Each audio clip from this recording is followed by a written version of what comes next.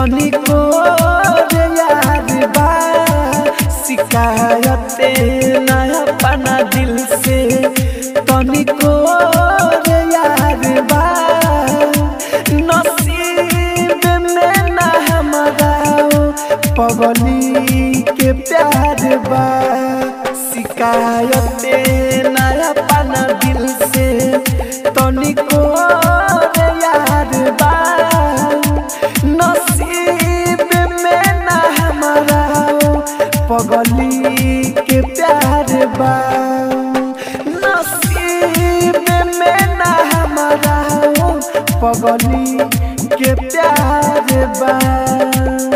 Mix by AG recording studio. के प्यार बा नसीब में ना हमारा पगली के प्यार डीजे मिठू राजा पटसोनी।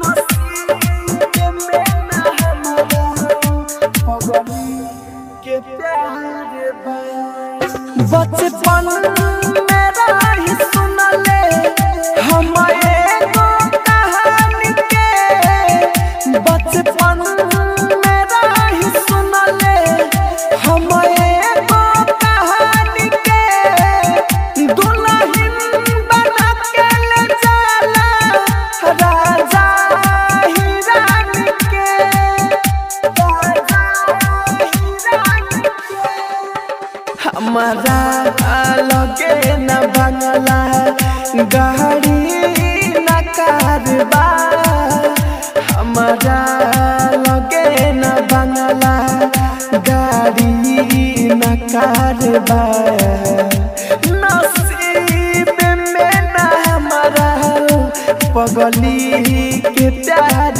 बा नसीब में न हमारा पगली के प्यार बा। आप सुन रहे हैं एजी एंटरटेनमेंट की धमाकेदार प्रस्तुति। नसीब में ना हमारा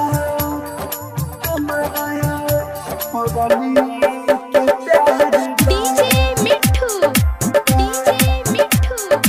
राजा पटसोनी।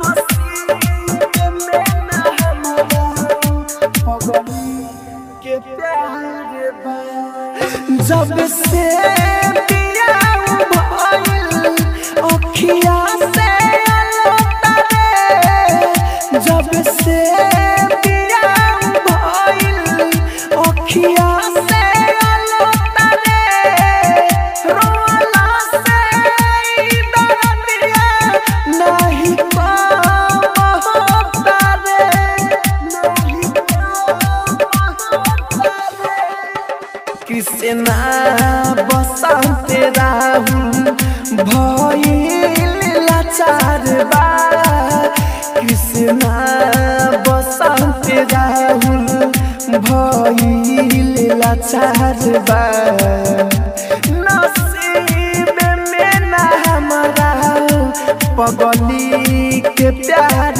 बा नसीब में ना हमारा पगली के प्यार बा।